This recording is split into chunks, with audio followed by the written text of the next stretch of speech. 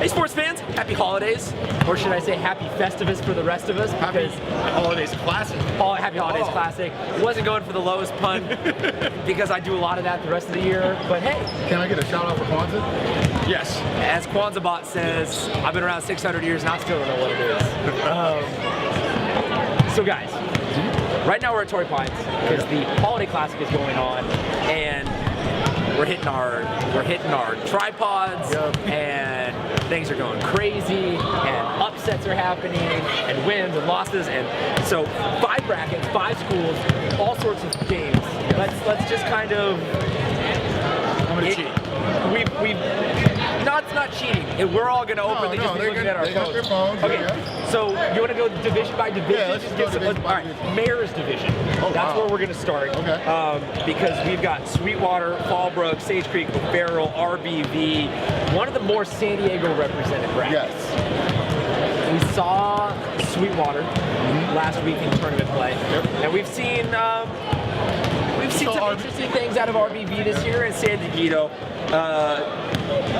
Thoughts on any of them, how they've represented San Diego? We're going to keep this San Diego centric. Okay. The team I'm really intrigued about in this bracket is going to be Sage Creek. They got that early win. They doubled O'Farrell. Yeah, doubled up O'Farrell. They haven't played a lot of games this year, but you know, when you have a backcourt the caliber of Jalen Nelson and Dakari Allen, you know, you've got a puncher's chance, especially in a bracket here. The team that I think is really going to do some damage in here is going to be San Diego Academy. They're at the top of the bracket for good reason.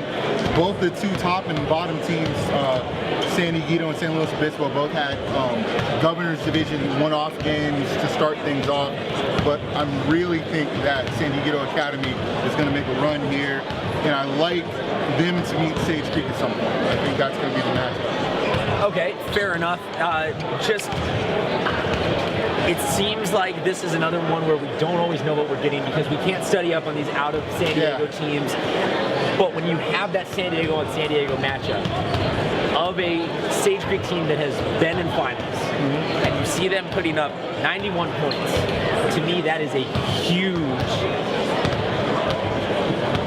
pulsing indicator, star, red light, green light, whatever you want to call it. It's just like, look at this. This is not something you want to mess around with. I will say this about Sage Creek, a school with no football.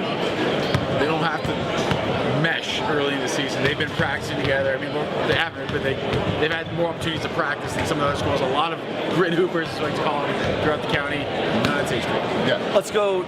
Let's give this a political lesson. We'll go from mayors to governors. Hey. Yes, moving up the. Did you work in the newspaper? Oh, something? Maybe, maybe not. I need that education. Okay, so in here we got Canyon Crest, Bishops, Carlsbad, Morse, San Ysidro. A lot of Another well San Diego represented bracket. Canyon Crest, big early win. Bishops, big early win. Carlsbad loses an early one.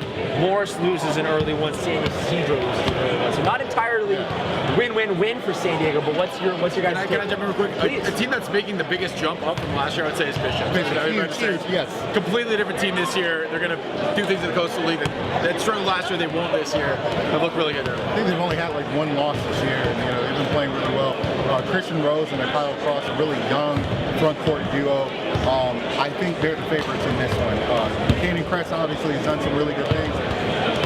Canyon Crest is a guard-heavy squad. I'm not sure they have enough firepower in the front court to deal with both of those. Expect those two to have a really good game. I think Bishops might eke that one out. Really been impressed with what they've been doing. On the bottom half of the bracket, Carlsbad advanced in consolation play. They beat Morse.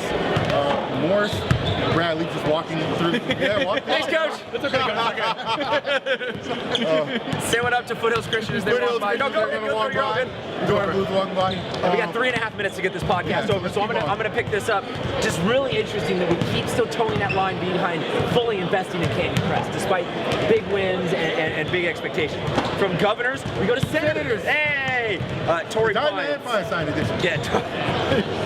Deep cut on that joke. Yes. Torrey Pines, Patrick Henry, SFC, LCC, Cathedral Catholic, Poway, La Jolla Country Day. Close losses, close wins. We're getting into the higher echelon of what you would perceive teams to be for the preseason. Let's just go biggest takeaway so far. Biggest takeaway in this bracket, I think, is injuries really on Country Day, and Cathedral is really coming into their own. Alex Wade missed a couple of weeks with a broken finger. He's back. They look really good in their opening round win against the Boston Canyon. LCC's already dropped 2 here. So the maturation of Cathedral Catholic's freshmen, and they're youngsters, we'll call them their youngsters. Country Day's injury problems really kind of biting them right now. And Dude, stop sleeping on Patrick Henry, man. oh, that's right, Henry. I'm so tired.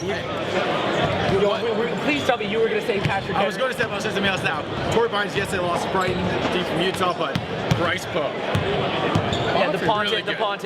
Just in case you're wondering. Really. But Patrick Henry is going to be the team that surprises people in the end of the season. They are going to mess up something. They really shoot the ball. They shoot the cover off. 3 or 4 guys who knock down threes with regularity. That's a good combination. On now to a little bit of a baseball thing. We'll go American first and then national because the order in which it is important. So this one, It's a lot of more out of town. El Camino is basically the only representation. Modern day Catholic. And modern day Catholic. Modern day Chula Vista, as it is listed here, and confusing the heck out of me. El Camino, it's nothing new. We've seen Jalen Flanagan a whole lot over his 3 years of really being the future. But the offense is moving around. They're going to start to pick it up. Well. And modern day Catholic, don't sleep on that team. Lots of length, lots of prospects. I mean, Trey Anderson's playing the best basketball. We've got to scoot a little bit closer. One last minute, 60 seconds on the clock. Here we go. Talk about that national division that's happening behind what a us. monster. St. Augustine, Mission Bay, Foothills Christian. I mean, guys. And a lot of other really good basketball. Right now we got Mission Bay and Foothills going at it. Biggest takeaway. Biggest takeaway is again for at least the last 5 seasons, we're going to have a San Diego team representing in the semifinals, and it'll be one of these 2 teams here between Foothills and Mission Bay. The takeaway San Diego should get is that Ricky Ellis is legit, ladies and gentlemen. And my takeaway is going to be almost that also, but there's a lot of players in the Mission Bay team we don't talk enough about. Running out of time. Norton. I think he's at 3 threes in a row. So Yep. Game. Thank you for our sloppy podcast and putting up with us. Aaron's finally got a shirt. We love you, San Diego. See you next week.